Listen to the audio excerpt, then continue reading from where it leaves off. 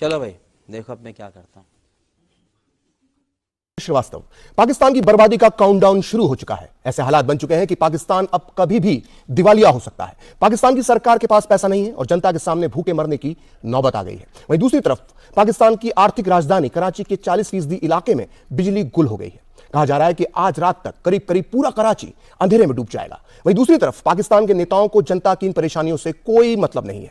वो सिर्फ एक दूसरे को नीचा दिखाने की राजनीति कर रहे हैं। आज हम आपको बर्बाद होते, कंगाल होते, दिवालिया होते पाकिस्तान की 3 बड़ी खबरें बताएंगे और उसके बाद इन तीनों खबरों पर अपने मेहमानों से चर्चा करेंगे। हम चर्चा करेंगे कि पाकिस्तान का यह हाल क्यों हुआ, पाकिस्तान की बर्बादी में अब कितने दिन बचे हुए हैं और पाकिस्तान की इस हालत का भारत पर क्या असर होगा। लेकिन पहले देखते हैं कि आज पाकिस्तान की एक बड़ी नेता ने अपने मुल्क के इस हालात के लिए IMF को जिम्मेदार क्यों बताया, जबकि दूसरी तरफ पाकिस्तान इसी IMF से $7 बिलियन की मदद मांग रहा है।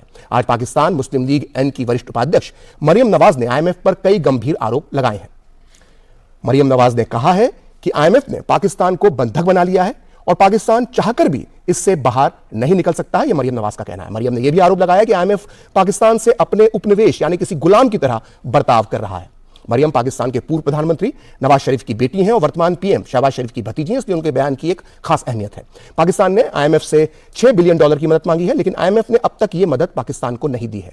IMF की शर्तों के मुताबिक पाकिस्तान ने टैक्स में भारी बढ़ोतरी की है और बिजली के दाम बढ़ाए हैं, जिसकी वजह से पाकिस्तान में तेजी से महंगाई बढ़ रही है। पाकिस्तान के आर्थिक हालात बहुत खराब है और उसके पास विदेशी मुद्रा भंडार में सिर्फ $4.3 अरब ही बचे हैं, जबकि अगले 6 महीने के लिए ईंधन का आयात करने के लिए पाकिस्तान को $8.5 अरब चाहिए।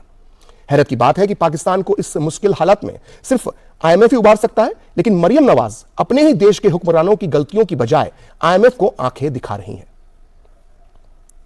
बात तो सही है दौड़ना तो पड़ता है।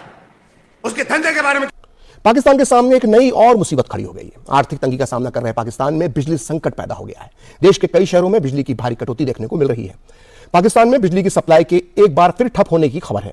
सबसे बुरा हाल कराची का है, जहां कई इलाकों में बिजली गुल हो गई है। कराची का लगभग 40% हिस्सा ऐसा है जो पूरी तरह से अंधेरे में डूबा हुआ है।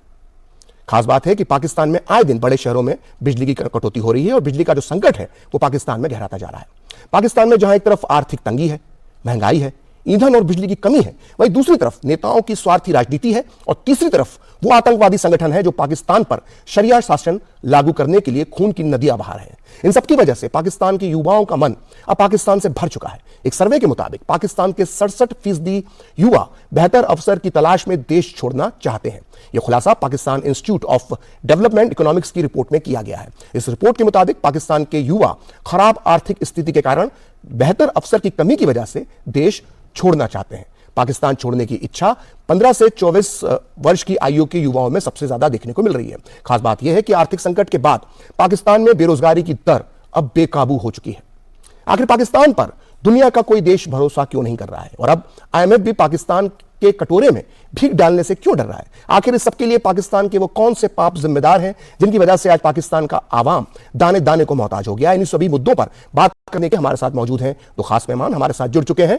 कमर आगा साहब जो अंतर्राष्ट्रीय मामलों के जानकार हैं, साथ ही हमारे साथ मौजूद हैं सुमित पीर जो पाकिस्तानी मामलों के विशेषज्ञ हैं। कमर आगा साहब, शुरुआत में आपसे करूंगा। अभी हमने 3 खबरों की बात करी, लेकिन एक बहुत चौथी महत्वपूर्ण खबर पाकिस्तान से आ रही है और खबर यह है कि अभी किसी भी वक्त पूर्व प्रधानमंत्री इमरान खान की गिरफ्तारी हो सकती है। उनके घर के बाहर पुलिस पहुंच चुकी है, उनके समर्थकों की तादाद भी वहां धीरे धीरे बढ़ रही है। तो अगर इमरान खान की गिरफ्तारी हो जाती है तो पाकिस्तान के हाल क्या होंगे? मैं समझता हूँ और ख़राब हो जाएंगे, सिचुएशन आउट ऑफ कंट्रोल हो जाएगी। पॉलिटिकल लीडरशिप, प्राइम मिनिस्टर जो है, वहाँ के प्रधानमंत्री, उनके कंट्रोल में कुछ भी नहीं है। ऐसे में मुझे लगता है कि सेना का हस्तक्षेप के अलावा कोई दूसरा चेहरा नज़र नहीं आता। और मुझे लगता है कि इन लोगों ने तय कर लिया है कि इमरान खान को अरेस्ट करो तो फिर तमाम मुल्क के अंदर डिमॉन्स्ट्रेशंस होंगे, सेपरेशन करना पड़ेगा, तो आर्मी खुद ही स्वयं सत्ता हासिल करने की कोशिश करेगी। पहले भी ऐसे ही हुआ था, मुझे लगता है वही दोबारा है। लेकिन इस दफ़े अगर आर्मी ने सत्ता हासिल की, क्योंकि आर्मी की छवि पहले थोड़ी बहुत थी और वो अपने को हमेशा इस तरह दिखाती थी कि वो इस्लामिक स्टेट का मुहाफिज है, यानी गार्डियन है के रूप में पेश करती थी। लेकिन अब पिछले काफ़ी समय से हम देख रहे हैं कि आर्मी की छवि बहुत बिगड़ चुकी है और आम जनता ये समझती है कि सारी समस्याओं का जड़ जो है वो पाकिस्तान की सेना है। और क्योंकि वो एक बहुत करप्ट, भ्रष्ट ऑर्गेनाइजेशन है। अभी आपने देखा होगा कि कुछ ही समय पहले जब कमर बाजवा साहब रिटायर हुए तो उनकी बीवी के अकाउंट में $600 मिलियन 3-4 साल के अंदर उन लोगों ने इकट्ठा कर लिए। इससे पहले कियानी साहब थे जो ऑस्ट्रेलिया चले गए हैं, वहाँ पे रह रहे हैं, कोई किसी मुल्क में है, कोई किसी मुल्क में है। छोटा भी आर्मी ऑफिसर होता है तो करोड़ों रुपया कमा के निकल जाता है मुल्क से दूसरी जगह। इन हालात में आर्मी भी एक्सपोज हो चुकी है, पॉलिटिकल लीडरशिप फेल है, इकोनॉमिक क्राइसिस जो है वो इतनी खराब हो गई है कि लूट मार की स्थिति हो गई है। सुमित पीर साहब भी मौजूद है, कमर आगा साहब। और सुमित पीर साहब, मैं आपको बताना चाहूंगा जो अभी मैंने थोड़ी देर पहले बताया कि पाकिस्तान के हालात बहुत तेजी से बिगड़ रहे हैं। इस वक्त इमरान खान की गिरफ्तारी किसी भी वक्त हो सकती है। पाकिस्तान में अराजकता का माहौल है और इसी वक्त मैं आपको जो गिरफ्तारी की तस्वीरें हैं वो पाकिस्तान के चैनलों ने दिखाना बंद कर दी है, क्योंकि वहां पर बैन लगा दिया गया है लाइव टेलीकास्ट पर, जो इमरान खान के घर के बाहर जो भी हो रहा है उसको प्रसारित करने पर।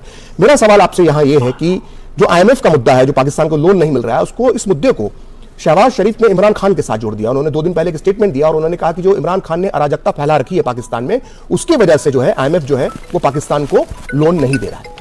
आप क्या कहेंगे? प्रकाश जी, शो पे बुलाने के लिए धन्यवाद और आभार। देखिए, पाकिस्तान की कहानी खत्म है। Pakistan has to die. आज मरे, कल मरे, परसों मरे, हैज टू ब्रेक अप। इसका टूटना निश्चित हो चुका। अभी एक दूसरे पे ब्लेम गेम लगा रहे हैं। हाँ, इमरान खान ने स्थिति जरूर खराब की थी। इमरान खान के आने के बाद परिस्थिति अब बिगड़ी है, पर आज के डेट में भी तो 42% इन्फ्लेशन है। आज आपको IMF 22 बार बेल आउट कर चुका, दुनिया में किसी के साथ नहीं हुआ। आपने अभी चाइना से 700 मिलियन लोन लिया, किन टर्मों पे लिया? आप चाइना से $1.4 बिलियन की लोन की बातें कर रहे हो और यहाँ पूरी जगह ये अफवाह है प्रखर जी कि पंजाब की लाखों एकड़ जमीन गिरवी रखा है चाइना के पास। चाइना अब अपना फूड कॉलोनी बना रहा है पाकिस्तान को। सीपेक डूब गया पानी में, अब CPAC की बात कर रहे हैं। सीपेक था चाइना पाकिस्तान इकोनॉमिक कॉरिडोर, जब बारिश बनाया गया, अब चाइना पाकिस्तान एग्रीकल्चर कॉरिडोर। तो कहने की बात यह है प्रखर जी, क्या पाकिस्तान की डिटेल में बताएंगे कि ये कॉन्सेप्ट क्या है, नया कॉन्सेप्ट क्या है? ये मैं बताता हूं सर।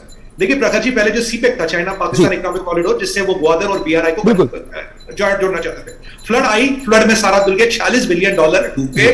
चाइना को पता ही डूब गए। चाइना ने फिर एकदम ठंडा हो गया, कोई फ्लड में केवल $70,000 की मदद की।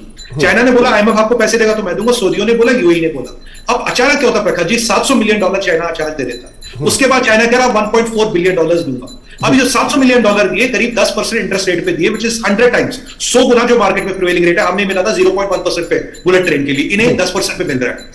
अब मजे की बात यह है, जो सोचने का विषय है प्रकाश जी, इनके जो एयरपोर्ट है ऑलरेडी गिरवी है, फातिमा जिन्ना पास गिरवी है, इनके बैंक गिरवी है, इनके रेलवे स्टेशन गिरवी, इनके पास गिरवी रखने को चाइना के लिए कुछ भी नहीं। कुछ लोग तो ये भी मानते हैं POK और GP भी गिरवी रख चुके हैं। अब ये जो चाइना बिना शर्त $1.4 बिलियन दे रहा है, बिना मांगे और आगे चढ़ के दे रहा है, तो इसमें नया कॉन्सेप्ट आया है, CPEC has been replaced by CPAC। Okay, China Pakistan agriculture corridor. Punjab की जो उपजाऊ जमीन है, चाइना की नजर उस पर, किंतु चाइना के प्रकाश जी जितने भी अरेंजमेंट अफ्रीका में थे जमीन को लेके, ध्वस्त हो चुके हैं, वो वर्किंग नहीं है। अफ्रीकी देशों में चीन ने करीब करीब यही पॉलिसी आजमाई थी और ये बहुत महत्वपूर्ण चर्चा चल रही है। और